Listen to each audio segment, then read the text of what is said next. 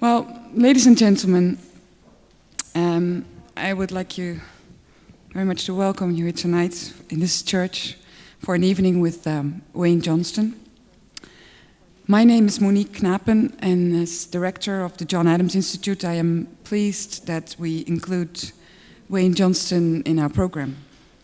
Wayne arrived together with Rose only today, and he has been touring an awful lot with his latest novel, Navigator of New York, which was recently nominated for the Giller Prize. And I think we're very grateful and honored that he made it here tonight, and I'm very grateful. As most of you know, I think, the John Adams Institute organizes lectures with American speakers. Wayne is not American, he's from Newfoundland, as I think many of you know. Well, we call it nowadays Canada. And we do not usually have non-Americans in our program, but if we do, there is always very good reason. And I'm happy you're all here, and there should have been many more people. Maybe it's because of the soccer team tonight playing Ajax. But I think he's just very, very, very good writer, and I'm very happy that we have him here. Before we ask Wayne to come and speak about Baltimore's Mansion, the novel which was the last one being translated into Dutch by Publishing House De Geus, I would like to introduce Jan Donkers. Jan Donkers is very familiar to the Institute. He has done many nights already for us, and he's not only a literary critic for the NRC Handelsblad, but also he works for public radio and television sometimes. Jan will in a moment introduce today's special guest and moderate the discussion, which will take place after Mr. Johnston's talk and reading, which will last for about 30-40 minutes. So after that talk, Jan will start the interview, and you will also be asked at a certain moment to intervene, and you can use the microphone if you feel, I think that's necessary, I'm afraid. There will be no intermission today, but Wayne will sign his books as soon as the interview is over. And for now, may I ask you to switch off mobile phones and ask Jan to take the floor. Thank you so much.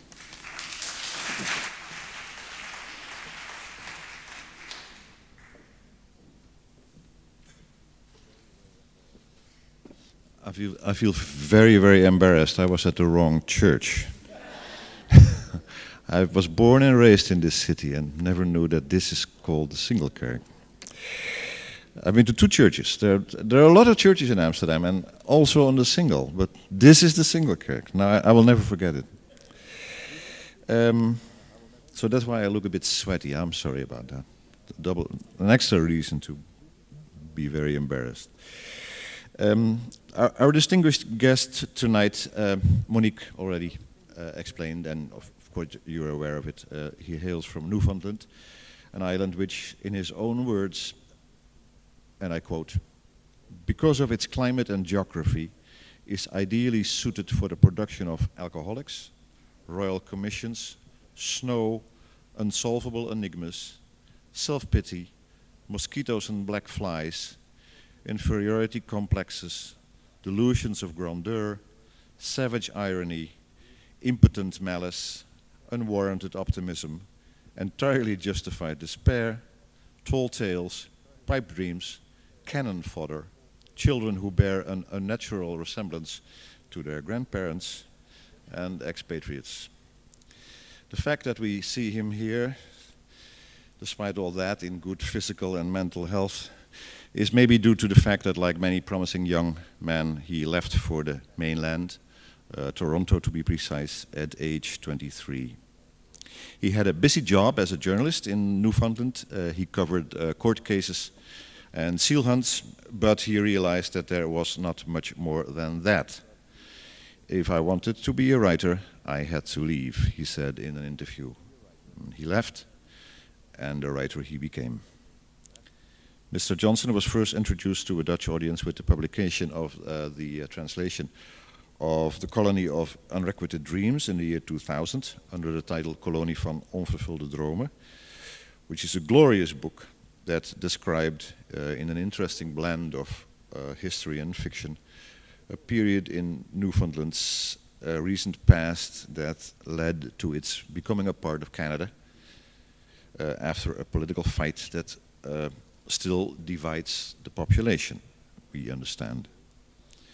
Few people knew that, at least in this part of the world, that Wayne Johnston at that time was already the author of 4 books, one of which, the poetic and in a gentle way very humorous family story, The Divine Ryans, was made into a successful movie and incidentally also translated in our language as the Goddelijke Ryans. Few of his admirers would have expected that he would have followed up his monumental novel about Newfoundland with another book in a more autobiographical vein, a memoir that covers in a broad sense the same terrain. And I'm talking of course about Baltimore's mentioned Het Huis van Baltimore in Dutch, a book that in my opinion is Johnston's masterpiece. I'm very wary to say this because writers don't like this, to hear this. They always like to hear that their last book is their masterpiece. But so be it. It is the book that is the subject of tonight's talk. So if you're not familiar with it, you will hear lots more about it. Baltimore's Mansion, I will describe it in short, you will hear a lot more, was the grand name for a house that was only lived in during one winter in the first half of the 17th century. It stood, of course, in Newfoundland and was to be the base for a Catholic outpost led by Lord Baltimore in what was then still a British colony. Lord Baltimore, though, appeared to be unaware of the barbaric climate of the colony, and before that one winter was through, a quarter of his followers had died of starvation or scurvy, schuurbuik. The storms blew out most of the fires, and those few that kept burning were put out by snow falling down the chimneys. The survivors sat out the winter bundled up in all of their clothes, blankets and carpets, and as soon as the weather allowed, they left. The important thing is that it was, in Mr. Johnston's words, the first abandonment, the first admission of defeat. They were the first to pack up and leave everything behind. They blazed a trail of retreat that many after them would follow. Many Newfoundlanders, I have trouble with this. I know that it's Newfoundland, but how do you say Newfoundlanders? No. As we realized reading those words, including the writer himself, Mr. Johnston, he was also one of those people who followed that path of retreat, so to speak. Baltimore's Mansion could easily have become, in other words, in other hands, I should say, a bitter and a grey book, but Mr. Johnston maintains an unmistakable and touching affection for the place, and especially his family, part of which is left on the island. There are scenes and images in this book which I will never forget, and I do read quite a lot professionally and for pleasure, and usually for both reasons. And those scenes range from the floating houses coming in from the offshore islands to the forge that the narrator's grandfather keeps burning after the election defeat. I quote again, "Not working or even burning anything in a furnace, just keeping the fire roaring all night long, piling on the coal, cranking the bellows to sustain that conflagration of protest, impotence and grief." From the train ride across the island, which is nothing less than a political act of nationalism, to the dead fish his father gets thrown between his shoulder blades as an inspector. These are all unforgettable scenes, proof of a first-class writer working at the height of his powers. I already implied that Wayne Johnston wrote another book after Baltimore's Mansion, and that is the just-released novel, The Navigator of New York, not yet translated in our language, I believe, but I have no doubts that it soon will. It's a broad novel that, like Colony of Unrequited Dreams, also has a base in history, which Mr. Johnston then takes and twists and makes into something that is special of his craft. It is a novel that can be read at several levels. At one level, the quest for the North Pole, which firmly held people's imagination in the early part of the 20th century. At another level, as a quest of a young boy for the truth behind the many stories about his parentage. But it is also a novel about New York and about the New World, about nervous curiosity and invention. It is another great accomplishment from a fascinating writer, and already the book, Monique told you, has been shortlisted for the prestigious Canadian Literary Giller Prize. And we should all keep our fingers crossed for Mr. Johnston on, I believe it's the 5th of November, for we know he deserves the prize better than anyone else. From a Newfoundland author, he became a Canadian author, and now Canada will, in a sense, have to let go of him, for now he is an internationally renowned author who, mainly due to his own accomplishments, can claim that it is now sexy to be a Canadian novelist. It is a long way from St. John's, Newfoundland, where he was born, and about which he wrote, "I think I am always trying to escape from this little box that I grew up in, sealed inside it, in this massive, desolate place.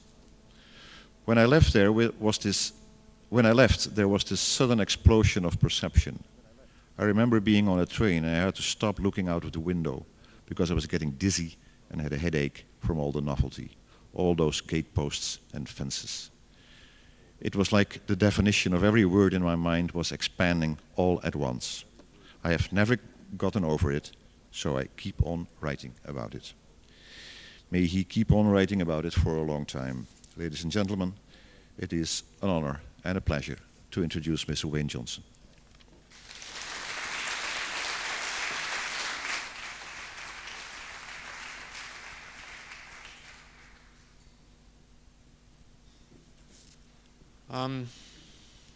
It's great to be back in Amsterdam. I was here once before and we had a great time, so it's nice to be back, and it's a privilege to be invited here by the John Adams Institute. Throughout my talk and reading, I'm going to be looking at this watch. As opposed to wearing it, I'm going to be putting it somewhere because I can't wear a watch. I don't know if any of you know other people who can't wear them, but if I wear a watch, it either stops or runs backwards. I've never understood why that is, but when I got my first watch when I was 16, I had it for 3 hours and it broke. It was broken, it stopped. I got my second watch when I was 17 and it ran backwards. And then I borrowed someone's watch and wore it for about 3 hours and it stopped. I'm not even sure if this one is still running, to tell you the truth. I hope it is. So I'll be looking at it from time to time. I hope that doesn't distract you too much. I am aware that it's usually Americans who read at this series. So it's worth pointing out how close Newfoundlanders came to being part of America. In 1948, when the referendum was held to decide Newfoundland's future, one of the choices that Newfoundlanders were given was to join the United States. And for a while, during the campaign leading up to the actual referendum, that faction, they were called Economic Union, actually was the favored faction. It looked like Newfoundland was actually going to join the United States. But then Smallwood, who was leading the Confederate faction, came up with the nickname Comic Union as a pun on economic union, and everyone fastened on that phrase, and down went the fortunes of the economic unionists, and up went the fortunes of the Confederates. And then their main rivals became another party, which were essentially a faction of several factions, sort of all lumped into one party, led by a man named Peter Cashin, who figures largely in Baltimore's Mansion as essentially my father's hero. My father was, and still is, he's 77. The most common topic in his household still is, if you get him going, Confederation, which took place in 1949. So that's 53 years ago. There's nothing he likes to talk about more than how Newfoundland should never have joined Canada, how everything has gone wrong since then, and how essentially the referendum was fixed, how the vote didn't really go the way it seems to have gone. Now, that sounds like sour grapes, but in fact, a book soon to be released claims to have proof that this is the case, that they finally found the ballads, and apparently they do add up, or so this writer says, they do add up to Newfoundland voting for independence. So my father can't wait for that book to come out. I can't either, to tell you the truth. I just want to see if it's true or not. So my father, this Baltimore's Mansion is essentially, in personal terms, the book that grew out of the book previous to it, The Colony of Unrequited Dreams, which was a kind of fictional autobiography of Joey Smallwood. And Smallwood was, as I think I've said, the leader of the faction that led Newfoundland into confederation with Canada. While I was writing Colony of Unrequited Dreams, and I decided to write that one first because of my family's history, my family being so opposed to Confederation, Smallwood was just vilified in my household. And so I knew that if I wrote Baltimore's Mansion first, I would never be able to objectively write about Smallwood in a novel. So I decided to write the novel first. And in writing the novel, I excavated so much personal history and so many memories, my own memories, my father's memories, and my father's memories of his father, that by the end of writing that novel, I had essentially another book in my hands, a collection of notes that really didn't take that much rearranging to make into a book, to make into the book Baltimore's Mansion. So my father was a Catholic, isn't anymore, but was a Catholic. And in Newfoundland, for reasons that no one really understands, the Catholic Church was opposed to Confederation with Canada. And like all Catholics who lived on the shore just south of St. John's, where my father lived, my father was against Confederation. Paradoxically, and this is sort of almost typical of his life and the life of many Newfoundlanders, he went to school, he went to college in Canada. He went in Nova Scotia to agricultural college. And it was while he was there in 1948 that, not the referendum, that took place in July. It was very, very close, but the Confederates won. And then it was decided that 9 months later, as though it was a kind of gestation period, Newfoundland would actually be reborn as a province of Canada. And so 9 months later, my father, while at college, this was April 1st, known in Canada as April Fool's Day, Newfoundland became part of Canada. And my father was he was grieving still 9 months after the vote had taken place. And so he refused to come out of his room at night. All the other students were celebrating Newfoundland's induction into Canada. And he refused to come out of his room.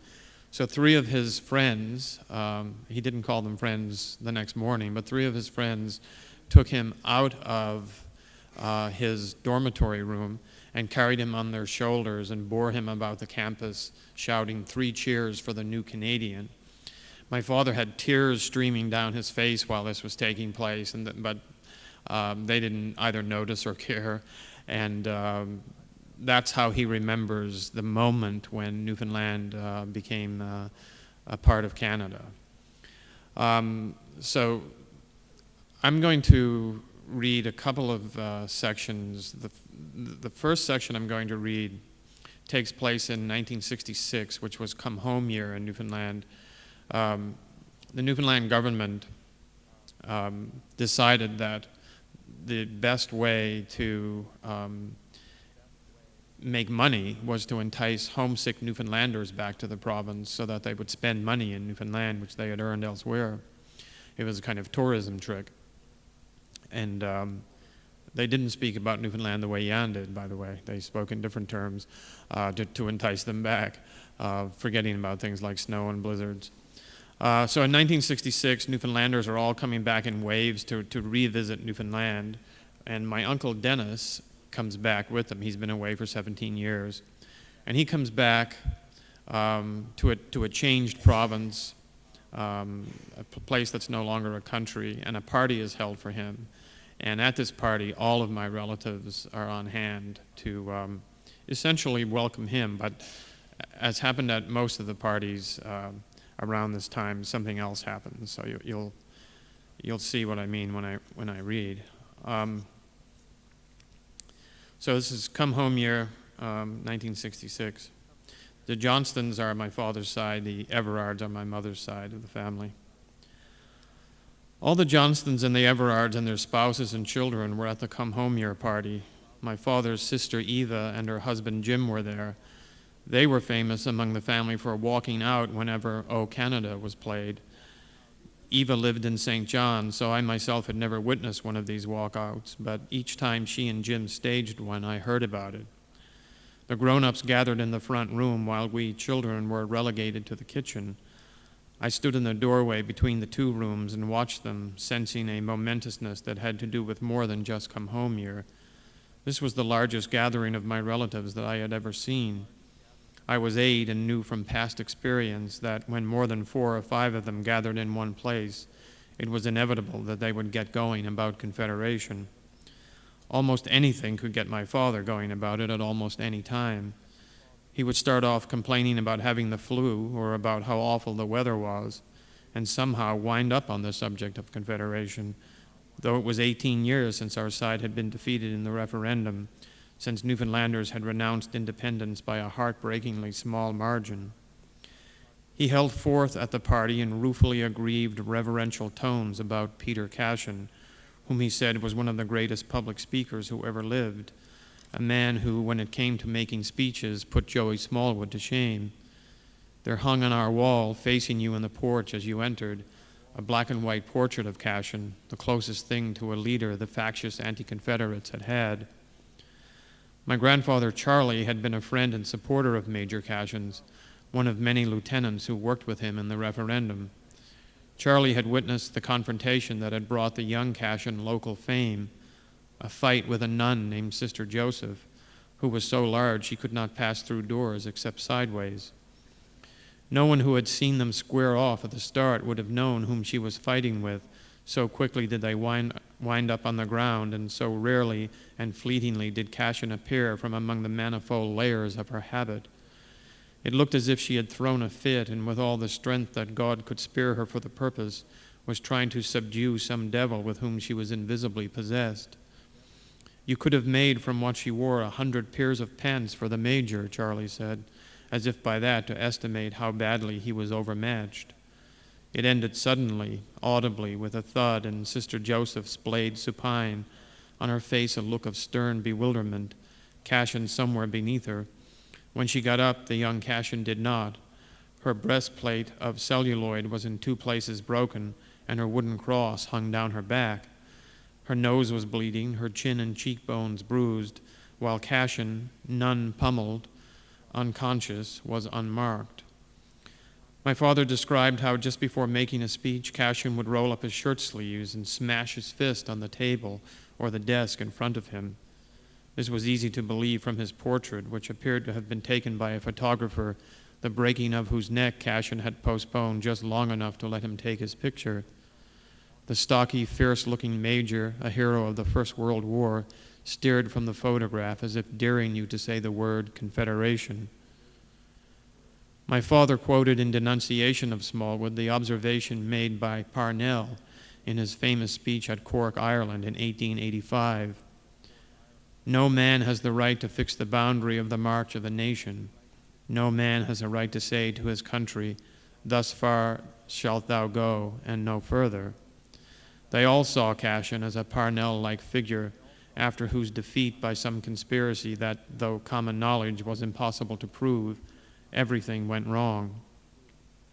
Who was Parnell? I asked. A great leader for Irish independence, my father said, hounded to his death by priests because he had a fling with a married woman named Kitty O'Shea. What's a fling? I said. A sinfully delicious piece of pastry, Uncle Harold said. We ruled ourselves for 80 years, my father said, and then that bloody British Commission of Government was set up to save us, they said, to save Newfoundland from going bankrupt. And then he got on, finally, to Smallwood, who was leader of the Confederates at the National Convention from 1946 to 1948. The convention was an assembly elected to decide what forms of government should be offered to the people of Newfoundland in a referendum. The convention voted not to include Confederation with Canada on the ballot, but Whitehall ruled that it should be included anyway. Everyone knows the referendum was rigged, my father said. England, supposed to be neutral on the issue, had been in cahoots with Canada, he said, and Canada had been in cahoots with Joey, and all of them in some way that my father deemed to be past my understanding had rigged the referendum. I watched my father and noted how the grown-ups watched him, hanging on his every word as Cashin's followers must have hung on his in the 1940s. Even with it rigged, they barely won, he said scornfully, as if the nearness of the vote somehow proved that it was rigged. I can tell you this much. If Newfoundland had stayed a country and Peter Cashin had become prime minister, he would have done away with fog and drizzle, Uncle Dennis said. I thought this was pretty funny, but the silence that followed this remark was so censorious, Dennis didn't speak another word for hours.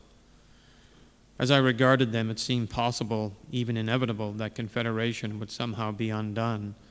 How could anything stand when so many grown-ups were against it? They were still able to summon up some scorn, some indignation, still able to suspend their disbelief in the reversibility of Confederation and act as if they would no longer put up with having had their country taken from them. One thing is certain, my father said, and that is this. All who voted for Newfoundland did so out of love for Newfoundland. Are we agreed on that point? They all gave their vigorous assent, nodding their heads. Uncle Dennis, Uncle Harold, and Uncle Jim flanking my father, their eyes averted from his as if to indicate how intently they were listening. They wound up in a close circle around him, holding their glasses, smoking, Harold and Jim rising up ever so slightly on their toes from time to time in a way that was somehow linked to the rhythm of my father's voice, as though they were urging him on, as though he was rolling now.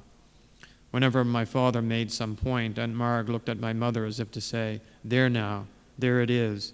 At last someone has said it." My father began speaking as though someone present was opposing him, though no one was. "Now," my father said, "of those who voted for Confederation, of how many can it be said that they did so out of love for Canada?" At this, Uncle Harold and Uncle Jim pursed their lips doubtfully. "The numbers tell the tale," my father said. Confederation 78,000, responsible government 71,000, a mere 7,000 vote difference.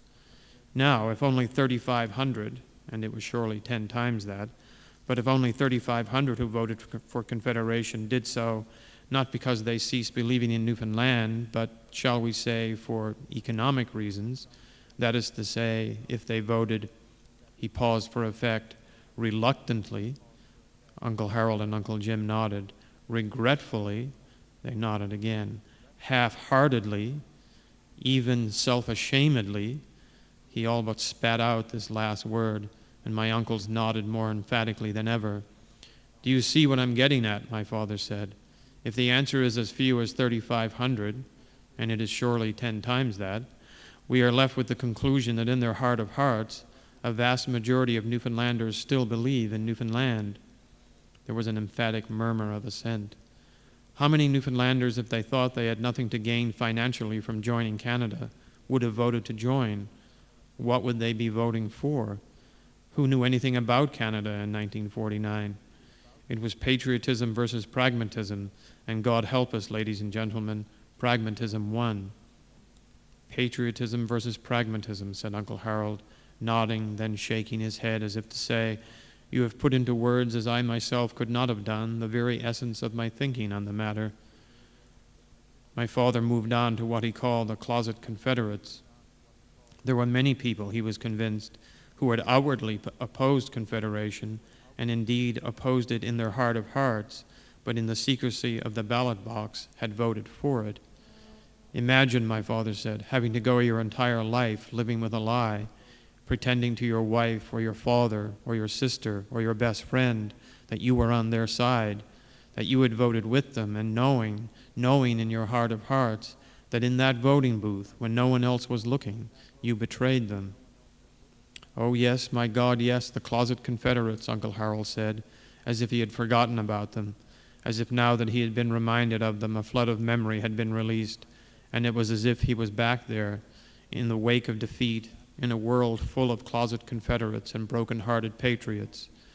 He shook his head, eyes downcast, as if no worse fate could be imagined than to be a member of that phantom faction. Everyone denounced the closet Confederates in some manner. You had to, I suppose, and fervently, or else be suspected of being one. It was somehow comforting, reassuring to them, the impossible to verify idea that there existed this group of tortured, self-betraying souls. So the party continues in that sort of Blarney-filled manner. It's not all Blarney, but my father was quite capable of lapsing into Blarney when the occasion called for it. When I was 8, 9, 10, my father would play a game with me at parties. He would have me memorize answers to questions that he would ask me. He called it the catechism. And I never really understood the questions or the answers, but I memorized the answers anyway, and would do this performance in front of grown-ups. And the subject could be anything, but at a party like this, the subject was always Confederation and always Smallwood. So this is the point at the party when everyone has done a lot of drinking, and my father has decided that it's time for he and I to do our kind of dog and pony show.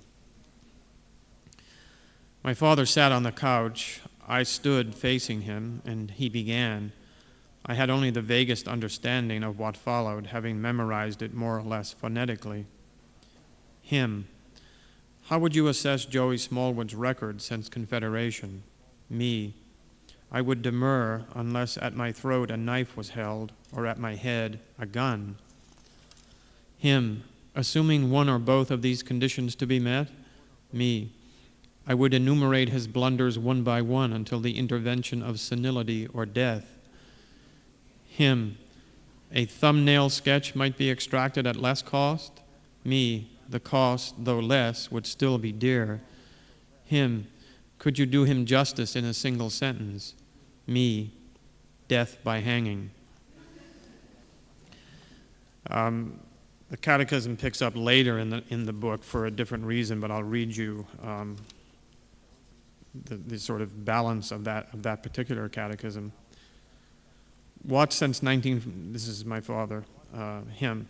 What since 1949 have not tasted quite the same? Me. Blueberries. Him. Very good. From what pastime do we derive less pleasure than we did in former days? Trouting. Why is that? The trout no longer jump into our boats. We have to catch them now. Excellent. Is there a form of bliss that you will never know? There are many. Foremost among them, ignorance of him who, toad-like, croaks and dwells among the undergrowth. Name him. Joey Smallwood. Does he leave behind him as he goes a trail of slime? He does. Do we fear him? We do not. Do we scorn him? Yes, with all our hearts we do. Does he, pretender, occupy the throne? He does. Has he who will displace him yet come into the world? He has. In what most favored region of the country does he dwell? Avalon. Is he known to us? Perhaps. He knows his destiny? Not yet. Who might he be then? He might be anyone. He might be me. Now that reference to Avalon is a reference that is what I interviewed David Lodge, the English novelist, a couple of nights ago in Toronto at the International Festival of Authors, and that reference to Avalon is a reference to what he calls a precursor text, simply meaning that all of Baltimore's mansion is, and this is there for people who notice it, and for people who don't, you don't really need to know, but all of Baltimore's mansion is based on the Avalon King Arthur myth, the pursuit of the Holy Grail. And this is a motif or theme that recurs throughout the book. I'll read in the book the parts that I remember myself, the events that I actually remember happening, I tell in first person. The events that were told to me by my father, but which I myself don't remember, I tell in third person as a signal to the reader that these are not exact memories, that they are stories culled together from my father's stories. Now, in the party that I just read about, my father mentioned a faction that he called the Closet Confederates. And when I was very young, I essentially thought that they were imaginary, that they didn't really exist. And it wasn't until I grew up that I realized why my father mentioned them so much. And this question of the Closet Confederates is at the heart of the book. You know, the Closet Confederate is someone who told everyone he believed in the independence and nationhood of Newfoundland, but actually voted against it. And who these people are, no one knows. And even if there are such people, no one knows. But my father was always convinced there were such people. And it wasn't until I actually confronted him once about it that I realized why he believed that there were such people. So this is a short section about Charlie Smallwood, my father's father, my grandfather. And you'll see how it's relevant to the question of Closet Confederates as I read it. This is 1948, it's July, the referendum is taking place, and the whole Johnston family is out is supposedly coming out to vote for Confederation. There are 9 of them altogether. 9 votes for Newfoundland, he shouts as with his family he walks into the hall. The referendum is so close it might not be decided until the returns come in from Labrador. He thinks of his wife Nan the night before, making calculations on a slate to see if their lead on the island was large enough to hold up in spite of Labrador. She has never been to Labrador. She has never traveled more than 40 miles from Ferryland, never seen the Isthmus of Avalon except on maps. Not until he pulls the curtain closed behind him does the possibility occur to him. He looks around at the chair and the little table, at the makeshift plywood ceiling. Why a voting booth should need a ceiling, the whole thing reminds him of confession. He cannot help feeling that behind the curtain some priest sits in profile, face resting on his hand, waiting patiently for him to speak. This is even more private than confession. Bless me, Father. In one hand he holds a pencil, in the other a piece of paper on which 2 boxes have been drawn, an inch apart. It is easy to imagine, looking at the paper and the simple diagram, that the whole matter is his to decide. Choose one, the paper reads. There were no arguments in his house about Confederation, nor, as far as he knew, in any other house along the shore. Elsewhere, lifelong friends were at each other's throats about it. Houses were literally divided. A Confederate wife sticking to one half of the house, an independent husband to the other. He has heard of a man who broke off his engagement when his fiancée spoke up for independence, and of a family that each night eats dinner in silence, one half wearing on their pockets or lapels badges that proclaim their position on the question, or bear brazenly the image of the man the other half regards as the Antichrist. He has neither heard nor read the arguments in favor of Confederation, except when they were set up as straw men to be knocked down by independence, and is therefore unable to weigh one side against the other. But a solitary impulse makes him choose. He does not sit down. He knows he must not linger, for they will be suspicious if he does. He lays the paper on the table and keeps it in place with his left hand, while with his right he scrawls an X. He will wonder later if his hand was God-guided to do what to him seemed and always will seem wrong, if others were likewise moved to go against what they believed, perhaps more than half as many as the margin of defeat. His heart, when he leaves the booth, is pounding. His hand shakes so badly he has to use both of them to fit the piece of paper in the slot. As they make their way back home along the road below the gaze, a man, frantic, embarrassed, runs past them, headed for the parish hall. Someone tells him that should he not make it in time, and should independence lose by just one vote, he will be strung up. The words "one vote" linger in his mind. He stops and, turning his back to the gaze, looks out across the pool. His house, like all the others, faces the sea. His evening prospect all his life has been the sea. He wonders if they have counted his vote yet. To reach St. John's from North America, the Major said, you have to travel a quarter of the way to England. The Azores are closer than Toronto to St. John's.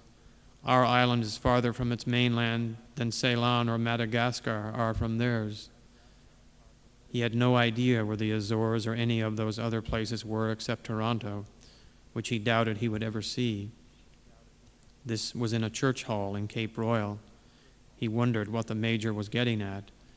We are neither here, the Major said, pointing one way, nor there, pointing the other. He stood with his arms outstretched, one pointing east, one pointing west. We are here, the Major roared, bringing both hands together, palm to palm, then entwining his fingers to make a single massive fist, which he brought down on the table with such force that people jumped.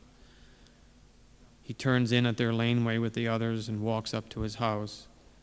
He notes from the kitchen window the sudden change in the color of the water near the shore as the sun sinks below the gaze, watches the shadow move east across the pool until, with the real sunset, it moves too fast for him to follow, and the light, without his having seen it leave, is gone. When they lose, when his side loses, when the voice on the radio says that in our great but troubled history a strange new chapter has begun, he cries like all the others. My poor little country gone, he says. But they do not know. None of them will ever know. The moon, a sliver, yellow crescent, can be seen above the gaze. So that's my reconstruction of what I think happened between my father and his father. Again, my father was kind of evasive about it. And it also raised the possibility that maybe the closet Confederate in the family was not my grandfather, but my father. I'm sure it was one of them, but I can't, and as this book makes plain, decide which one it was. But I think that's why my father was so much haunted by it. He was also haunted by the whole question of Confederation, however, for two reasons. One was that while he was away at college, as I've already mentioned, his father, apparently out of grief essentially, because of the result of the referendum or because of having cast his vote the way he did, died of a heart attack when he was just 52 years old, died in the forge while hammering horseshoes, making horseshoes, which is what he and all his ancestors before him had done. My father's father died while my father was away at college. So he died, the family story was, of a broken heart. And my father could not get home to attend his father's funeral. And so that's why he was away when they carried him about campus shouting 3 cheers for the new Canadian. Not only had Newfoundland lost its independence, but he had lost his father, and he wasn't there for the funeral. My father eventually did come home and comes back again, like my Uncle Dennis would do years later, to a province that had, or a country that had become a province and that had changed a great deal. I'm going to conclude by reading a section which again is told in third person, which is my recreation. And it was the most difficult part of the book to write, in part because of my father's relationship with his father, but my recreation of my grandfather's, essentially his last day and what he was thinking and what he was doing. This is in between the referendum and the actual induction of Canada into Confederation. So, yeah, I think that's all you need to know. He's been drinking too much. He's been grieving for the loss of nationhood, perhaps grieving for the way he cast his own vote. And this is the last day of his life. I may skip through it depending on how we do for time, but I think I'll get to the end. He looks out upon an empty yard as he goes to bed. When he wakes up, he looks out again and sees waiting patiently for him horses who seem to have gathered of their own accord while he was sleeping. In the hope of beating others to it, of having them shod in time to use them later that same day for hauling wood, the first men led their horses up the hill and tied them to the rail at 3 a.m. Charlie and Nan, accustomed to the sound of horses going past outside the window, slept through it. It is still dark as, for the last time, he looks out his bedroom window and sees the horses waiting for him on the hill below the forge, standing chest deep in the morning mist that when he steps outdoors an hour later will be gone. How many horses are there, he wonders? 20, 30, 40. He is too tired to count them. Today, as always, there are too many. Somewhere among them is the last horse he will ever shoe. Her name is Nancy. After Nancy, instead of going to the rail to get another horse, he will go to the forge, where Nan will find him sometime later. He sees the usual descending series of what I think happened between my father and his father. Again, my father was kind of evasive about it. And it also raised the possibility that maybe the closet Confederate in the family was not my grandfather, but my father. I'm sure it was one of them, but I can't, and as this book makes plain, decide which one it was. But I think that's why my father was so much haunted by it. He was also haunted by the whole question of Confederation, however, because for two reasons. One was that while he was away at college, as I've already mentioned, his father, apparently out of grief essentially, because of the result of the referendum or because of having cast his vote the way he did, died of a heart attack when he was just 52 years old.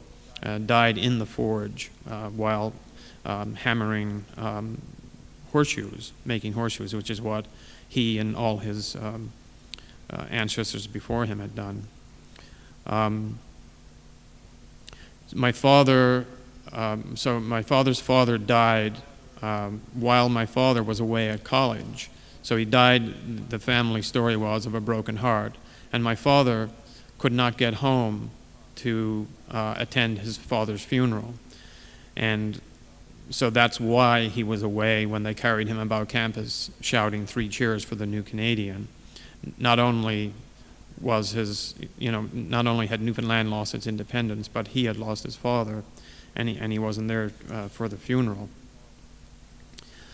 My father eventually did come home and comes back again, like my Uncle Dennis would do years later, to a province that had, or a country that had become a province and that had changed a great deal. I'm going to conclude by reading a section which again is told in third person, which is my recreation. And it was the most difficult part of the book to write, in part because of my father's relationship with his father, but my recreation of my grandfather's, essentially his last day and what he was thinking and what he was doing. This is in between the referendum and the actual induction of Canada into Confederation. So, yeah, I think that's all you need to know. He's been drinking too much. He's been grieving for the loss of nationhood, perhaps grieving for the way he cast his own vote. And this is the last day of his life. I may skip through it depending on how we do for time, but I think I'll get to the end. He looks out upon an empty yard as he goes to bed. When he wakes up, he looks out again and sees waiting patiently for him horses who seem to have gathered of their own accord while he was sleeping. In the hope of beating others to it, of having them shod in time to use them later that same day for hauling wood, the first men led their horses up the hill and tied them to the rail at 3 a.m. Charlie and Nan, accustomed to the sound of horses going past outside the window, slept through it. It is still dark as, for the last time, he looks out his bedroom window and sees the horses waiting for him on the hill below the forge, standing chest deep in the morning mist, that when he steps outdoors an hour later will be gone. How many horses are there, he wonders? 20, 30, 40. He is too tired to count them. Today, as always, there are too many.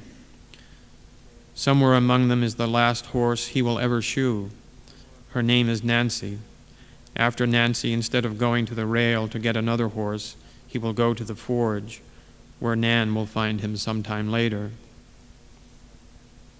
He sees the usual descending series of variously colored manes and rumps along the rail. Frost snorts from their noses as though a line of infantry is firing at will. He wonders how long it will take to shoe them all. Fishing season is over, so he can get an early start, but he doubts that he will have them done by dark. There is no time for breakfast. Nan will bring him something later. He will go on working, food in his mouth as he holds a horse's hoof between his knees. In the porch, the drinking water in the wooden pails has frozen solid. He brings one pail indoors for Nan and takes the other two with him to the forge. If yesterday was anything to go by, he will need at least 2 buckets, maybe more. He puts them against the brick bed, empties a scuttle of coal on top, then inserts the bellows in the space between the bricks. He works the bellows with his hands and with his feet. Inside the tub of brick, unseen by him, though he can smell it, the fire that has not burned out for years starts to make its way toward the surface, until at last the coals on top begin to smoke, and finally ignite to an orange crust of embers.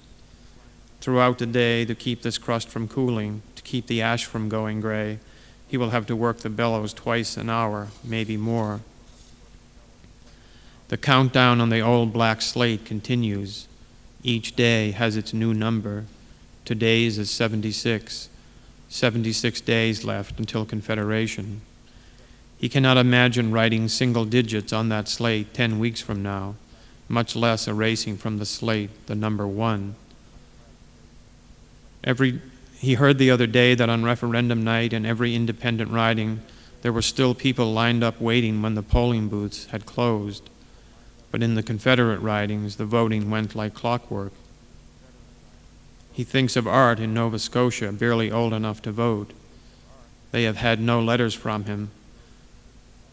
He does the easy horses first, a pony that meekly submits to being shod, a mare so used to this routine she needs no bridle, but when he unties her merely walks behind him as he plods up to the forge. He knows these horses better than he knows their owners. And then it starts up in his throat, as it has every day about this time since Christmas, a scorching pain that nothing but the water in the bucket can put out.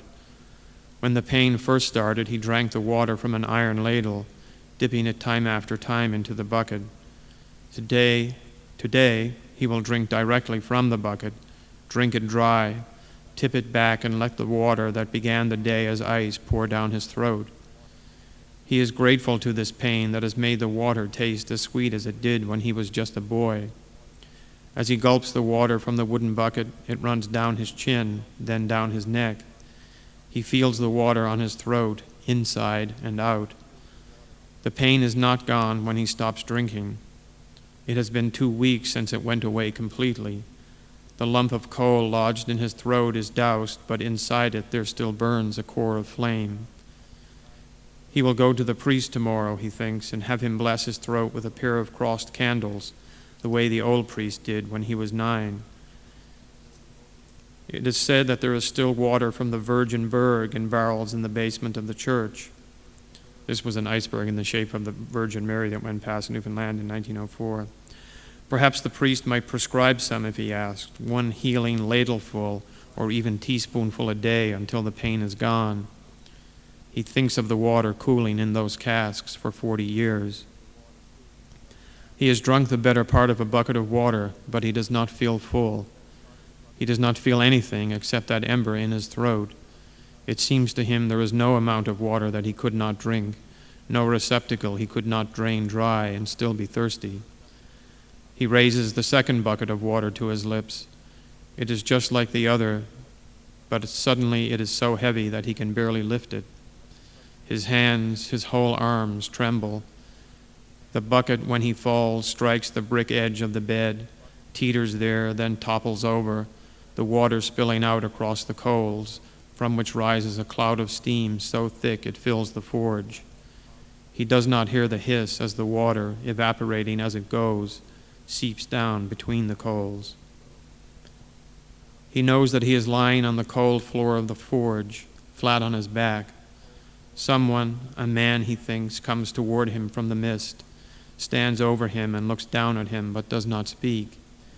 He thinks this man must be a fetch, the apparition of someone not long dead or soon to die. He thinks at first it must be the major who has died. He recalls what Bedivere asked Arthur, "What shall become of me, now ye go from me, and leave me here alone among mine enemies?" "Comfort yourself," King Arthur said, "and do the best you can, but trust no more in me." But no, it is not Cashin, not the major. Nan, perhaps, or one of his sons. It might be Art. The farther from home someone is, the more likely you are to see their fetch. This is a well-known fact. The man goes back into the mist. He sees 3 women in the mist, and now he knows it must be Art, his second son. He remembers someone telling him what Mort d'Arthur meant, but he called him Arthur anyway, for he loved that story, and King Arthur, when he died, was very old. What can have happened to his son, who was only 23? Just a boy. "Be a good boy," were his last words to him. And then Art turned away without a word. He cannot remember why. He climbed the beach rocks to the road and got into the car without a wave. Now someone is kneeling at his side and begging his forgiveness. Please, please. He feels his hammer hand enclosed by by someone whose grip is so much stronger than his own that his hand goes limp. It is not Nan, not Arthur, not the major. Then who? No one. He must have paused to rest and nodded off, and in what his father called a dwall have had a dream. It is a misunderstanding, nothing more. He has never felt such peace. He cries, tears run down his temples. He would wipe them with his hands if he could move. No one has been taken from him. He will see them all again. He is just sleeping on the job. What would the major think? In a moment he will rouse himself and get back to work, but for now he will linger in this slumber. When he wakes, he is standing at the window of the forge. The mist has begun to lift, but the channel between the islands and Here's Ears, through which the man aimed at the camera at the Virgin Berg when he was 12, is still obscured by fog. He hears from somewhere deep inside the fog a woman's voice, a woman whispering, and then another's, and possibly a third and fourth. 4 women conversing in some urgency, as if together they are piloting their craft to shore, listening for the sound of water breaking on obstacles they cannot see, reefs and rocks, jutting fingers of the coast, trying to ply a safe passage to a shore whose distance from them they ought to be able to remember, but cannot. He has many times made his way into the pool in just this fashion. He knows what they are going through. He waits, as he so often has, to hear the boat's bell and to see the light from the lantern held aloft by someone standing in the prow, peering, squinting to distinguish phantom shapes from real ones. As the fog begins to lift and he can see more and more water, the voices of the women grow louder, and he is certain that he will see them soon. He thinks he faintly hears the plash of oars. Every few seconds, the long, slow, gentle stroke of some reluctant rower whose back is to the shore, who must look over her shoulder to see.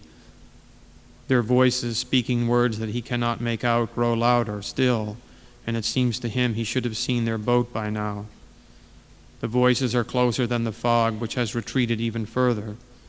A woman's voice and the voices of girls, he cannot tell how many. He hears his name spoken playfully, tenderly, by a woman whose lips he would swear are at his ear. The voices pass over him, around him, through him, and the unseen woman and her girls go up the hill toward the gaze, laughing, happy to be home. He turns around. He cannot even hear them now. Light pours in through the windows of the forge, which faces east, so it must be morning. Somehow he has slept all night. No one has thought to look for him in this most obvious of places. He goes outside. There are no horses, no hoof prints in the ground. He walks down the gaze, crosses the road, then goes down to the beach, where at the water's edge he stands, looking out to sea. He waits. He hears the clatter of the rocks on the beach behind him. Someone is coming, someone he knew would meet him here if he waited long enough. But when he looks behind him, there is no one. The last blow of the hammer on the anvil still echoes back and forth between his ears and the gaze as Charlie steps into the fog. He can hear Nan calling to him from outside the fog, but from which side he cannot tell, shouting his name over and over as if she is lost. Charlie, Charlie. He tells her not to move, for he will soon have a fix on where she is. Then someone who is not Nan speaks. By the time Nan finds his body on the floor of the forge, he is back on the beach and the fog has lifted. Something happened on this patch of beach, but he cannot remember what. As he looks out at the sea, everything is as it was before he crossed the stream, before he crossed over into Avalon. The house, the gaze, the beach, the downs, the pool, Ferryland Head, Here's Ears, Boyce Island, Goss Island, and the sea. All are fixed in a moment that for him will never pass. Thanks.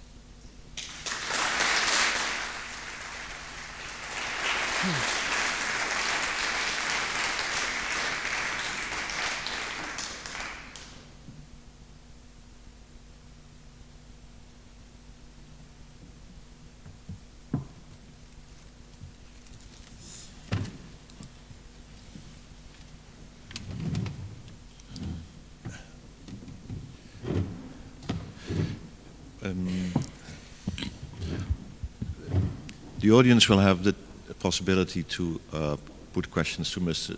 Johnston as well. If you don't like standing up and speaking in public, you can slip me a question in writing and I will put it to him. Fair enough.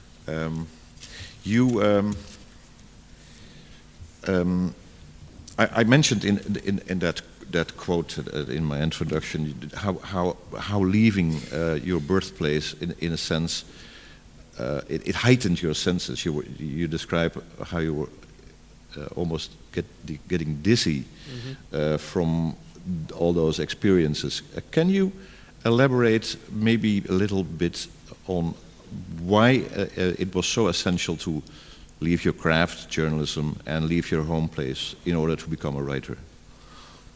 Well, first of all, that section that you're talking about occurs in a way in both Colony and Baltimore's mansion, and it's based on, I didn't leave the island of Newfoundland until I was 23, and I mean literally I didn't leave. I'd been nowhere in my life, and so every object in my experience, like a telephone pole or a fence post, they were all defined exactly as I knew them to be in my hometown. And then suddenly at 23, I did leave the island, and I took a train through Quebec, and every single thing I looked at was different from everything I had seen before. And it really was, as you mentioned in your introduction, as though the definition of every word in my mind expanded all at once. I didn't anticipate that. I had no idea that leaving would be like that. And if I had, I would have left much sooner. I didn't realize how important leaving would be. I had to leave for a lot of different reasons. One was that where I grew up, there was no such thing as a writer. Books came from some nebulous elsewhere. No one wrote them. They just filled a library somehow of their own accord.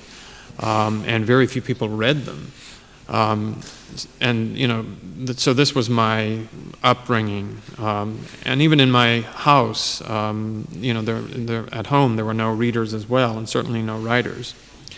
So I assumed that I should go to this nebulous elsewhere from which books came if I was going to write them. Journalism was never really a career of mine. It was a kind of, I thought, a way into writing.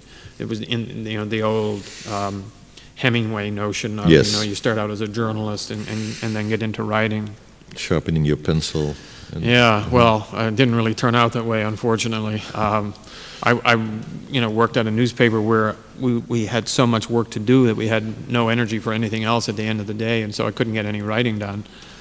So I gave that up, and when I went away to go to journalism school, and the day I was supposed to enroll, I phoned them up and I said, I'm not going to enroll.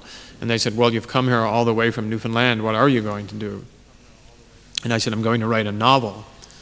And I still remember, I've never met this woman, I don't know her name, I don't know anything about her, but she started laughing so hard when I said I was going to write a novel that it stayed with me forever. The first person I ever told I wanted to be a writer laughed her head off when I told her, Which is not very encouraging. And she wasn't a Newfoundlander either, so I said, oh my God, books don't come from anywhere. I mean, they don't come from elsewhere. They're just, where do they come from? I had no idea. But I started writing then. And then other reasons I had to go away, just to get a sense of distance from family, from place, to see things in perspective. Newfoundland is a great place, but it's way out there in the North Atlantic, and I lived on the far east coast of it, which is the furthest, out in the North Atlantic that anything is, except for maybe Iceland. So, you couldn't see much of the world from there, and strangely enough, you couldn't see Newfoundland from there. I lived on the coast like most Newfoundlanders did, so all you could see was the ocean. And it was this great tract of nothingness, and just like Smallwood and Colony of Unrequited Dreams, the sight of it always depressed me. So I knew I needed to get away by the time I was 23, but I should have left earlier. You told me last time around that you keep going back every once in a while. Is that because your family is there? Partly family, partly that because I'm a Newfoundlander who's written these books, I'm often invited to read. That was my question going to be: do Newfoundlanders read your books now, and are they proud of their lost son? Well, I'm not that lost, but I find my way home half a dozen times a year, or I have this year anyway. My family is proud of me for having succeeded at something, not necessarily books, but just something. So they're happy. And Newfoundlanders like my books a lot, with the exception of a small faction who objected to the portrayal of Smallwood and some other historical figures in Colony of Unrequited Dreams. But I don't know what they say about me when I'm not there. I only know what they say about me when I am. So maybe when I'm not there, they revile me. I don't know, but I don't think so. And now things are different in Newfoundland than they were when I was there. They're not as barbaric as at that time, really. Well, there are more writers now, and they actually live in Newfoundland, and so things have changed. And I mean, it's not making too large a claim to say that I'm part of the reason that things have changed. That a whole generation of writers saw that, yeah, you could be a Newfoundlander and you could write. And some of them went away and some of them stayed. But I think I did blaze a way of retreat as Baltimore did. Poor Baltimore. I mean, he had no idea what he was in for when he came to Newfoundland. But that blaze of retreat gave rise to a lot of things, I think. There's a beautiful scene in the beginning of your last novel, Navigator of New York, where I forgot, is it the mother or the aunt of Devlin, the protagonist, who takes him to the coast and says something to the effect of, she points out to the scene, she says, they don't know we're here. We know they're there, but they don't know we're here. That's Aunt Daphne says that, Aunt Daphne is that. That, in a sense, echoes a sentiment that permeates all your books. The sense that sort of an inferiority complex that haunts,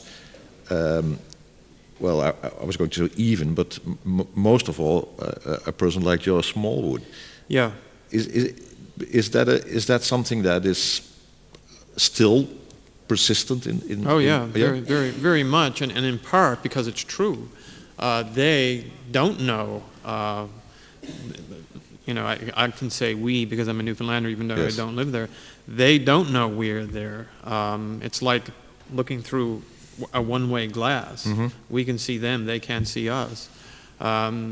That's changing too, partly because again, tourism is being used as the savior of the Newfoundland economy. It's not going to work, but that's what they're doing. They're trying.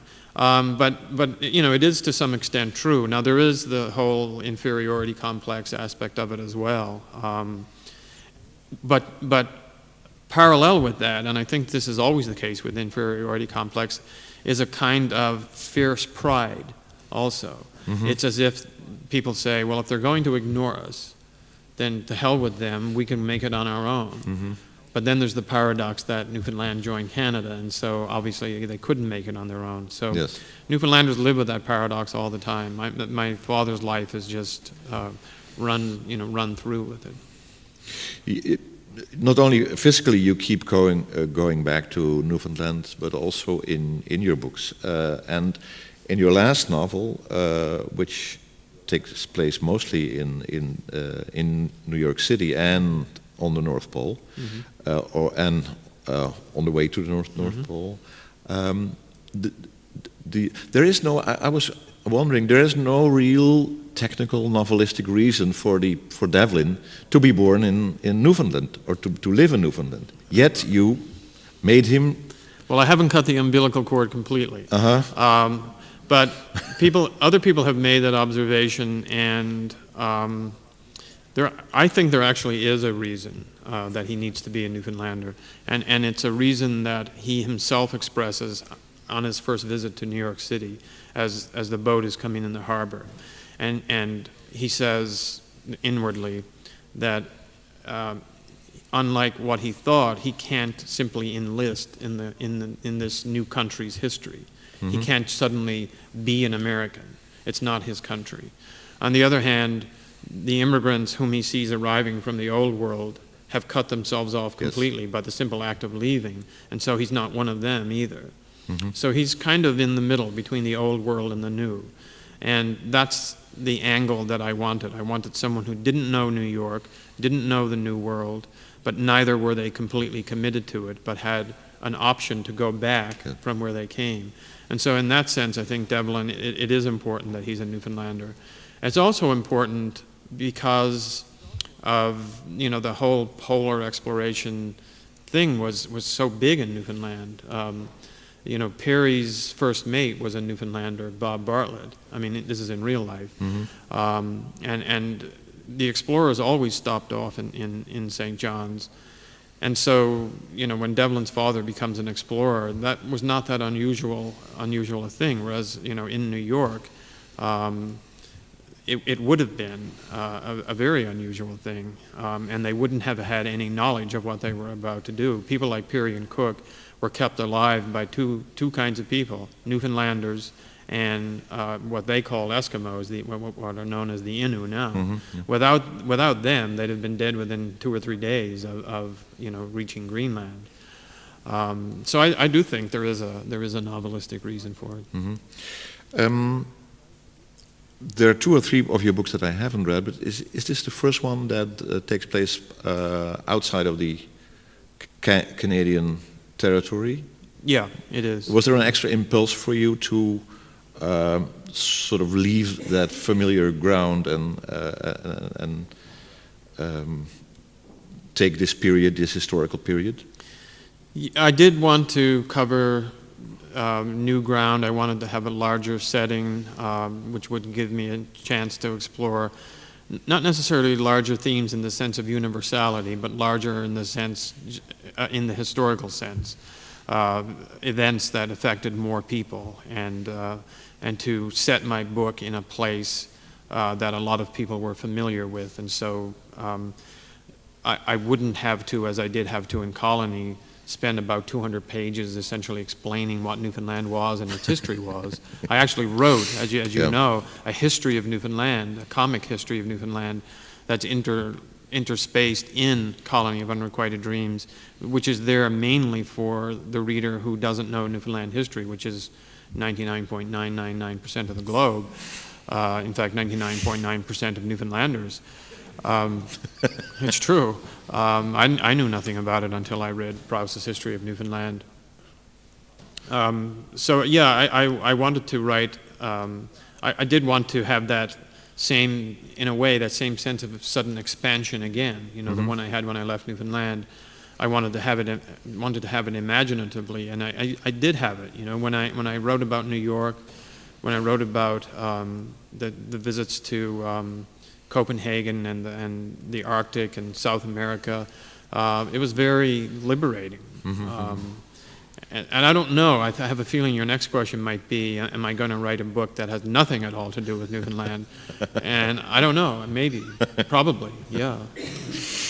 The similarity between the Colony and Navigator is that they both take historical figures and put them in the realm of fiction, so to speak. Confront them with fictional characters. Have you ever, and let's concentrate on the last book, if you wish. Sure. During writing the book, have you felt reined in by historical facts that sort of hindered your fictional imagination? For instance, I shall mention one example where I thought, well, why does he mention this? Frederick Cook, in the end, appears to have been an embezzler and has been jailed for 12 years. Well, I thought, well, would you have noted that? Would you have mentioned that at all if it would have been a fictional character? Probably not, but it is an historical novel. It's historical fiction. The word fiction is more important than history for the book. But there is a debt to history that you have to acknowledge, and one of the themes of the book is history.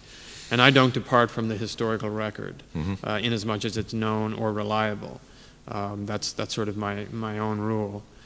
So I probably wouldn't have in a novel have done that kind of postscript and told readers what happened to the characters. But because readers know its history, they want, and Cook and Peary are very well known. They do want to know what happened to them. What happened to them ultimately. And I did feel a kind of obligation to mention it. It was a challenge for me to figure out how to mention it without making the book kind of end on a kind of down note. So what I did was I put what seems to be a postscript before what is the actual ending of the book.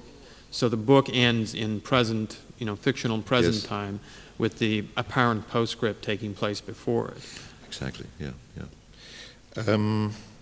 Talking about Cook and Peary, you mentioned that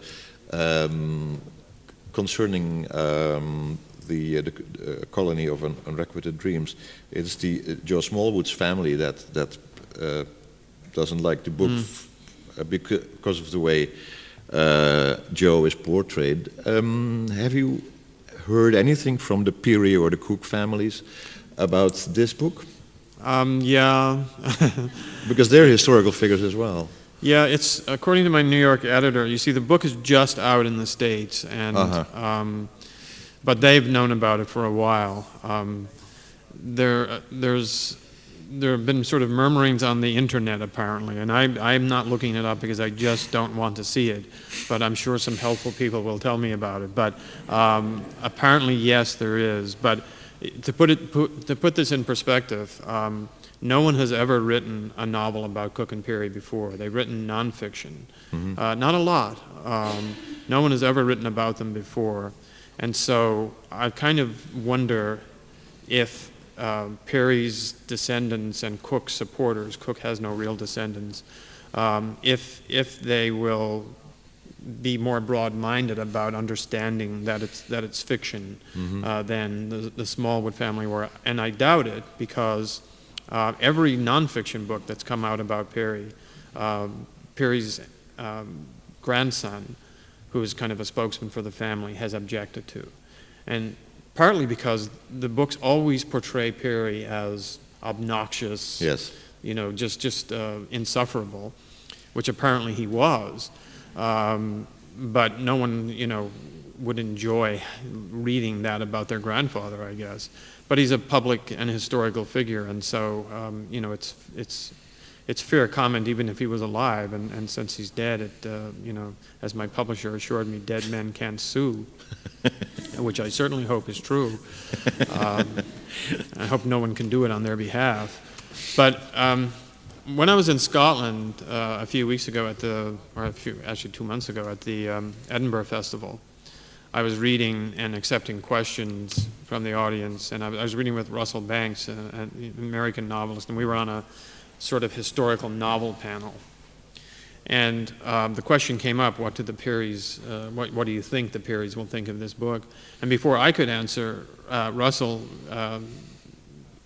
answered and said, he said, Wayne, and to the audience, he said, you may not know this, but about a week ago, after an article appeared in which scientists have pretty much conclusively proven that Peary did not make it to the pole, his family came out with what was essentially the latest excuse, because they've had many over the years. But the latest excuse was that Russell Banks' grandfather set the chronometers that Peary used on his expedition, and they claim that he set them improperly. So they're blaming Russell Banks' grandfather for Peary not making it to the pole. Now, I hadn't heard that, but that'll give you an idea of what might happen when they read this book. Yeah. So that dispute will go on beyond our time. This debate is as complicated and full of conspiracy theories as who killed Kennedy. I mean, it really is. It's just ongoing. It never ends. And most people choose who they think made it to the pole according to how much they like Cook or how much they like Peary, not based on anything else. Mm-hmm. And all the nonfiction books tend to be that way. They treat one as a villain or the other as a villain, and they're treacherously unreliable, those books. You have to just discount them altogether. But part of the difficulty, of course, is that there's no fixed pole. No fixed North Pole, that's right. The South Pole is fixed because it's on land.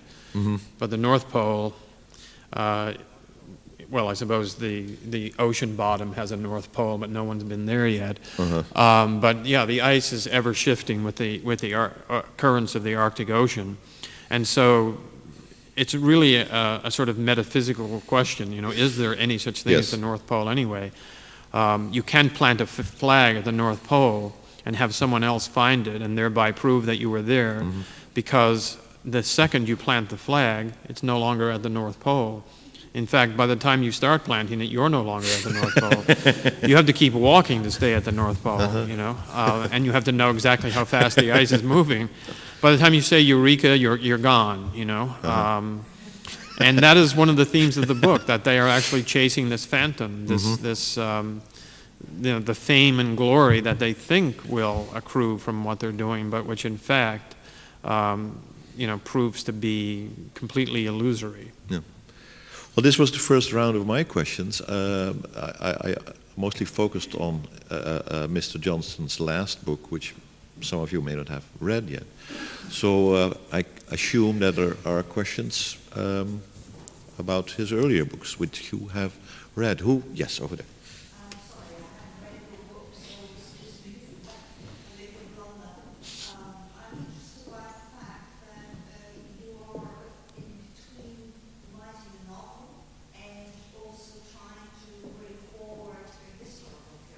Mm-hmm. Thank you. I didn't know my voice was so soft. Where was I? Oh, yes. And I was wondering if you always started by doing a lot of research before you actually start looking at the literary angles, the characters you're going to have, or is it all mixed? I really wondered how you could manage the two together. It's quite intriguing. Yeah, I really wonder how I can do it too sometimes. What I do is, you never know what you're going to encounter when you write an historical novel. You never know how much information you're going to need. I did an enormous amount of research before I started writing the book. Oh, you do? I did, but then and I write at night. I write from about 11 p.m. to about 6 or 7 a.m. And so the libraries are not open and most people are in bed, et cetera, et cetera. So when you run up against a question, it's often quite frustrating under those circumstances. And I'll give you an example. I was writing the Arrival in New York section for Navigator of New York. Devlin is arriving in New York. And it occurred to me that I didn't know how widely used telephones were, but I knew there were telephones. But I had absolutely no idea whether or not there was a telephone book available. Like, was it possible to look up someone's telephone number in 1900 in New York? Mm-hmm. So that kind of detail you can't anticipate. If the story takes you there, then you have to look it up as you go. And there were a lot of things like that, and they were it was frustrating because those, they sort of make you stop. But I had a lot of books that I actually had with me, and they were, for the most part, once I'd done my research, for the most part, they were enough. So it is not that you start with a general idea what kind of characters you're going to have, that kind of thing, or do you actually select a period that you want to bring forward? Yeah, I select the period. I think of it as a kind of audition. I audition in my head, historical figures. And this has only been my last two books. Previous to that, I've written about, it hasn't been historical fiction, not conventional novels necessarily, but novels that are contemporary or near contemporary novels in setting. But yeah, I read and come across figures that interest me, and then I consider the possibility of writing about them, and try to anticipate where a book might go if I did write about them. And some figures I throw aside.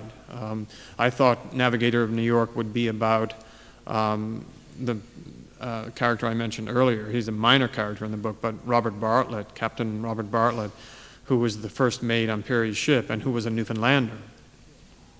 And so, that would have been a book about a Newfoundlander.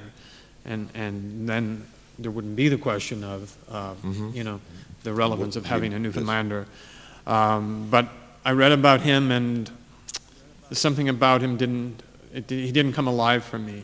He was a great adventurer, but to write from his point of view, it just didn't interest me. So I became more and more interested in Cook, but didn't want to write from his point of view because he had so many secrets.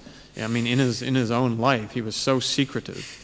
At the same time as seeming so forthright and so virtuous, he was so secretive that to write from his point of view would have been structurally impossible. I would have given away everything on page 1 and 2. So I made up the fictional characters of Devlin Stead and his family. That sounds very reasonable.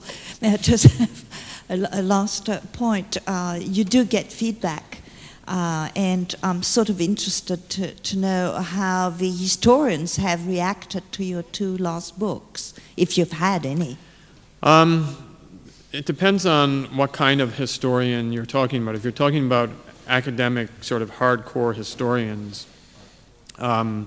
they usually can see the distinction between history and fiction. Although out in Vancouver recently, well, I don't know how if she's an academic historian or not, but and I forget her name, but she wrote a book called The Woman Who Walked to Russia. And she said, this may sound like sour grapes. She said, but I think fiction writers are taking an unfair advantage over historians because you guys can just make it up, whereas we have to stick to the facts. So, you get different kinds of feedback from different kinds of historians, but most of them that I've encountered like the idea of what I'm doing. They like that mixture of fact and fiction. And in fact, some historians now consider it a legitimate thing to do in their own histories that they're writing, to sometimes try to imagine what might have happened where there's a gap in the historical record. They don't write in the shape of a novel. They don't shape their books like novels, but they do make guesses, and sometimes even, in the case of one Canadian historian, actually write from the point of view of a character for a while. So, the boundaries are blurring between the two, I think. One of the examples of where, in my opinion, it maybe goes too far where the author goes, is one of the books about a novel about Jan Vermeer, about whose past almost nothing is known. Mm-hmm. So it's all made up in The Girl with the earring or something like that. Yeah. I think that's going too far. I think. Well, if nothing's known, it's hard to know what they're basing it on. Yeah, I think the author should have taken a fictitious painter. But then Jan Vermeer's name is worldwide known. So then, and there is that commercial advantage. Yes. Next question, please. Over here. In Baltimore's Mansion, your father was probably the main character, I would say. Mm-hmm. And I'm wondering, first, what sort of role he played in the writing of the book. I mean, did you call him up at 4 a.m, or did, what was his role? Because you did say he was still alive. And the second question is, what was his reaction when he first read it? His role in the writing of it, maybe I should answer the second one first. He didn't know I was writing the book until I finished it, and very few people believe this story, but it's actually true. We're very close, and maybe this is why this happened. The very day I finished the book and sent it to my editor, I got home, I was in the house about 5 minutes, the telephone rang, and it was my father. And he said, I have an idea for a book for you. And I said, what's the idea? He said, why don't you write a book about you, me, and my father? And I said, I went full of cold shivers, and I said, I just delivered that book to my publisher. Now, the first question you asked, what role did he play in it? A lot of the book is a retelling or reshaping of stories that he told me. And a lot of it is about him when I'm writing in first person, and so he plays a big part in that. But when it's in third person, it's almost always things that he has told me. Occasionally, as with the very last section that I read, the last day of my grandfather's life, that is obviously not something anyone could know, and so the book falls into the realm of what's called creative nonfiction, where there is a fictional element. But he played a very large role unknowingly in the writing of the book, and when he read it, he thought it was great. He thinks he's the major character in all my books. He really does, and this one was the only one he could claim because he's actually named. But he generally tells everyone that he's the main character in my books. There's another question in the back there. I thought, yeah.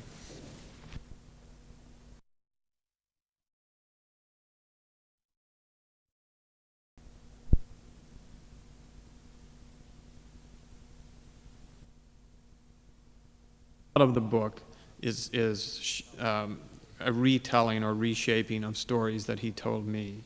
And a lot of it is about him when I'm writing in first person, and so he plays a big part in that. But when it's in third person, it's almost always things that he has told me.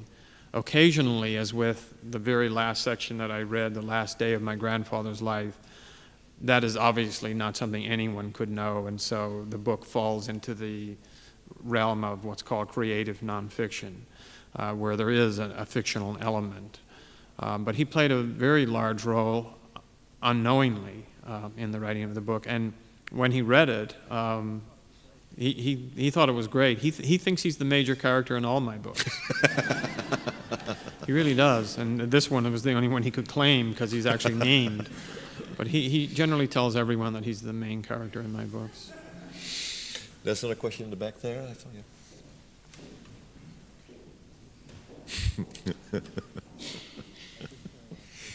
yeah. Just carrying on further from what this question was,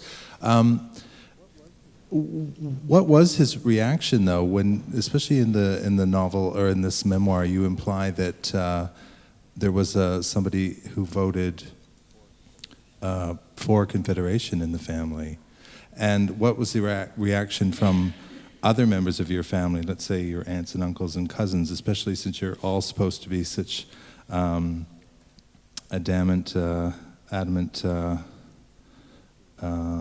anti-Confederationists. Yeah. Well, my father's reaction was the same reaction as he had before I wrote the book, which was that he would talk about the subject to a point and then not further. It's it really does haunt him, whatever it is, and I don't come down on one side or the other exactly in the book. I sort of throw it up in the air. There's definitely a closet Confederate that I'm definitely implying that there is one, but I don't decide definitely who it is. As for the rest of the family, they haven't said anything to me about it in terms of objections, but they may have them and just be too polite to voice them. I don't really know. Most of my aunts and uncles are not readers. I mean, they read my books, but they don't read other books. And I think they probably feel out of their depth about questioning me about things that I've written. I suspect that that's true. And so maybe I'm sort of getting away with things that I wouldn't otherwise get away with.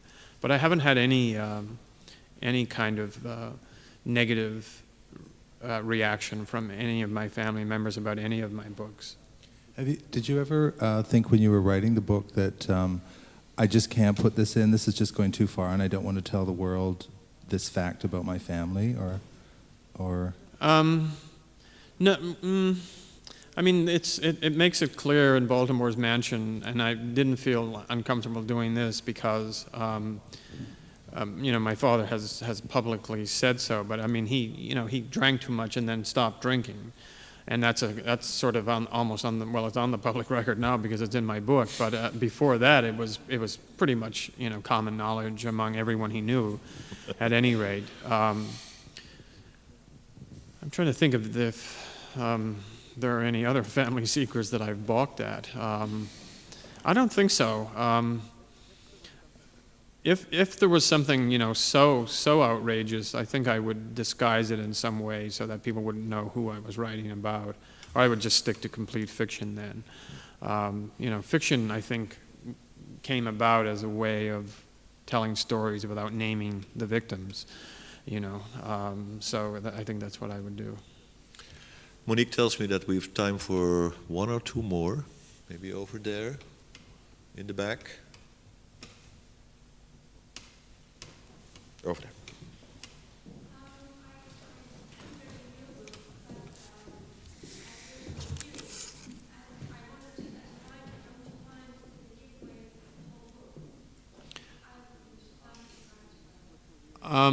Which review are you referring to? But what I'm wondering is, Probably if you haven't read the book, how do you know that the whole book has been given away? There are a lot of disclosures in the book, and I hope the reviewer hasn't given everything away. I've asked them to be very careful because it is a book that I really have to hopscotch around secrets, disclosures, et cetera, because that's the whole theme of the book, or one of the themes of the book.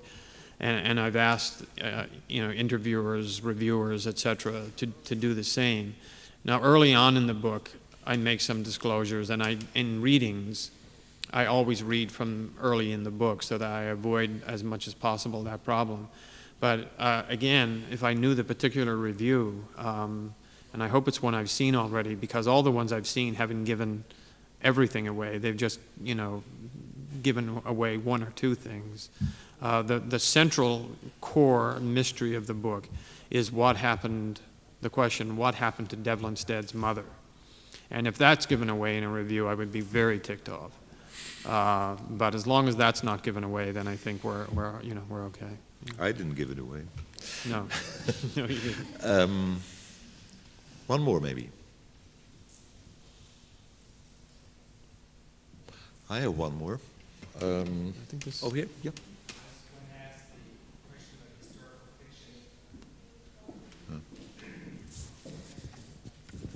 On writing historical fiction, you are tied up with so many details that can be checked, like whether or not there is a telephone book at this particular age or not.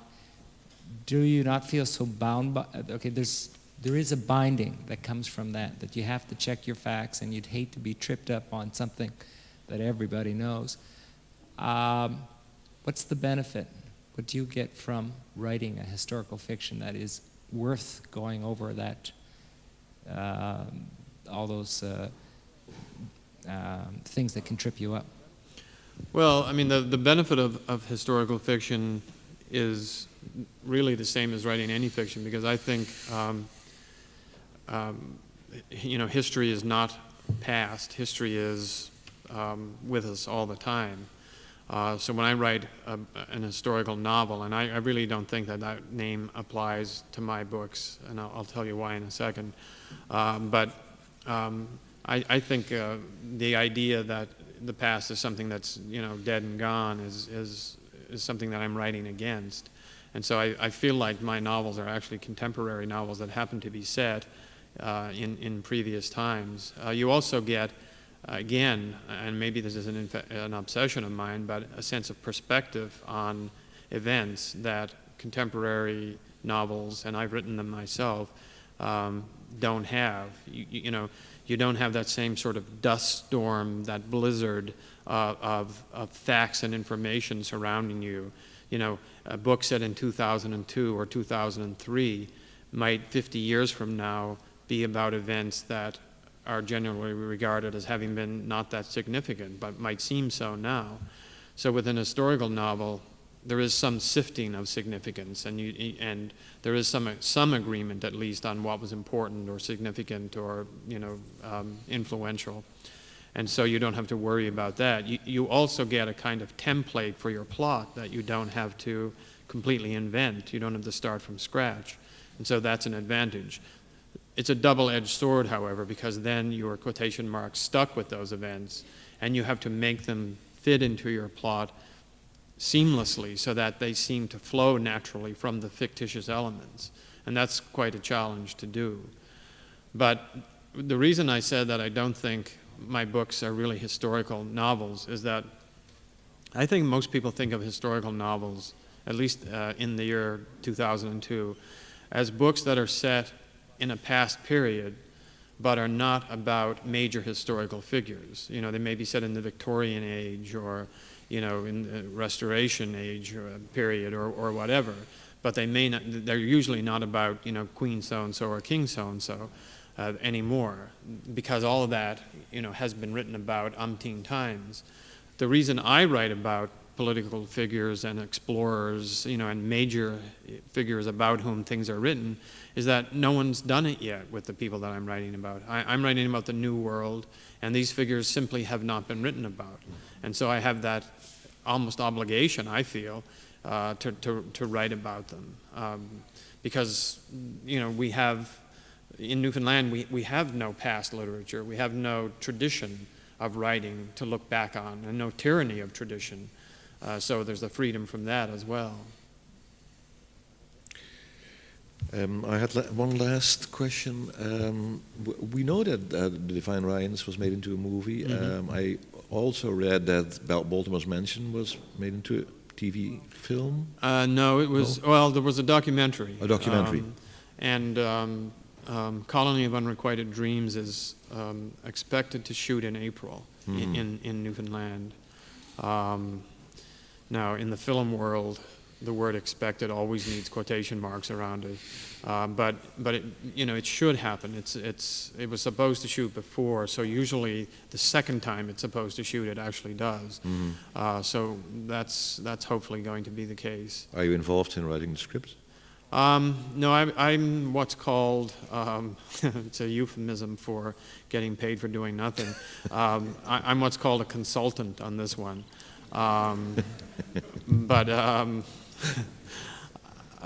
With Navigator of New York, we've had a fair bit of film interest, and we've waited for it to come out in the States because it's sort of I think it would be natural for an American company to make this film. I wouldn't mind writing the script for that. The only problem is that if it is picked up in the States, the likelihood of my writing the script becomes smaller. The bigger the budget, the further the writer gets from writing the script. That's pretty much the rule. So, however, if it's made in Canada, and it might be, then I would like to write it. Do you still call Newfoundland home? Yep, I do. Thank you very much. Thanks. Thank you.